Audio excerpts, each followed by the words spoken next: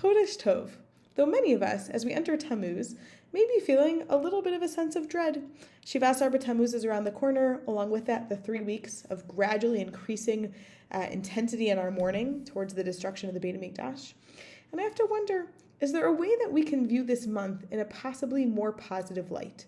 And to think about that, I wanted to share an event that Seder Olam Rabbah says occurred on Gimel Tammuz, the 3rd of Tammuz. What was that event? In the times of Yehoshua, as we're beginning the conquest of Eretz Yisrael, we engaged in a battle to protect a group, the Givonites, who had tricked us into a peace treaty. In the context of that war, Yeshua asked for one of the greatest miracles of all time, that the sun should stop in the sky, presumably to enable us to complete the battle while it's still broad daylight. But I have a question. Really? Why is that Yehoshua's request? In fact, we know there was already a miracle in this war, not something that transformed all of the natural world, stopping the globes turning. But there were hailstones that fell in that war, as it was described a couple psukim earlier. And those hailstones that God sent killed more of the enemy than the Israelites did themselves.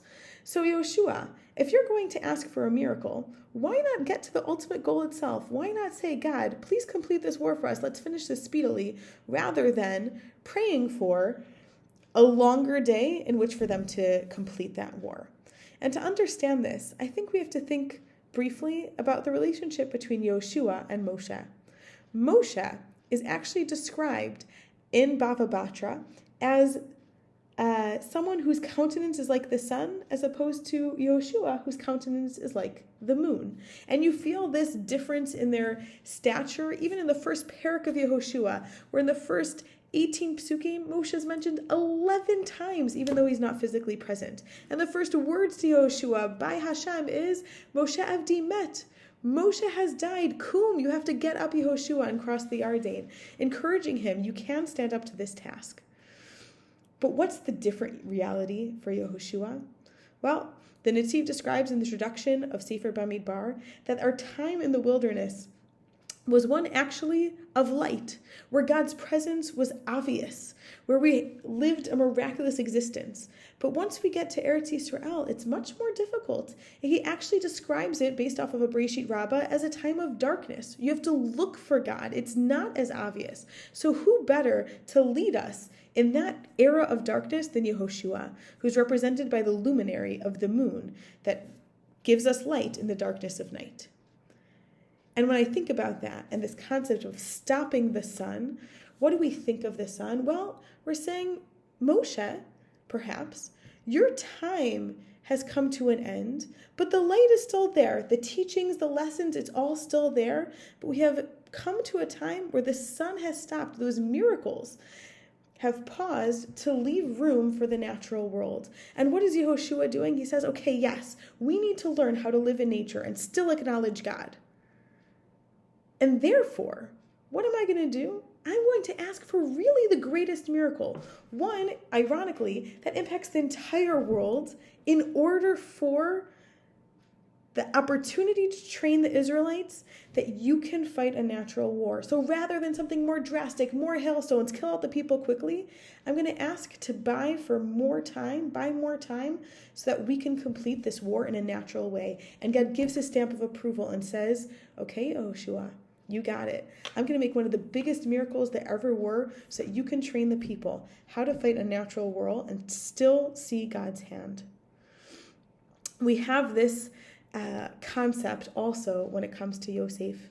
It's fascinating because the dot skenim in Bereshit on Yosef's second dream, where the sun, moon, and stars bow down to Yosef, he brings a fascinating midrash that describes that when Yehoshua asked the sun to stand still, the sun refused to accept that command, saying, refused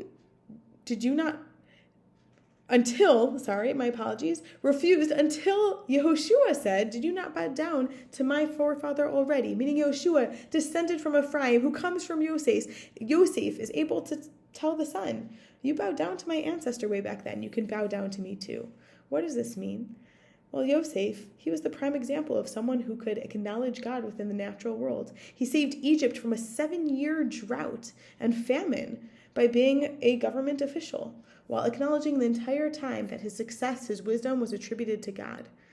In those scenarios, for him and for Yehoshua afterwards, the sun and the natural world are essentially their servant. For someone who's bringing a greater awareness of God's presence in the natural world to the broader audience. So as we enter Tammuz, when the sun is strong, we should consider how we see God's presence in our natural lives. One of the tragedies of Shiva Asar B'Tammuz was the end of Korban HaTamid, the most consistent offering that we had in the Beit HaMikdash, day in and day out, showing the relationship we have with Hashem. Anytime there's a pause in something that's consistent, we have to pause and think about its significance, for the good or for the bad.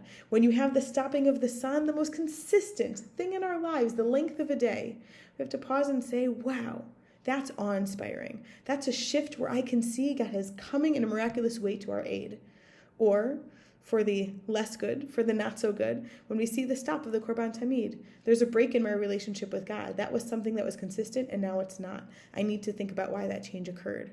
And so as we enter Tammuz, we can request that bracha, that we tap into the themes of this month of seeing God's hand, even in moments of consistency and engaging in the natural world, with hopes of recognizing God's presence in an even more obvious and positive way in our lives.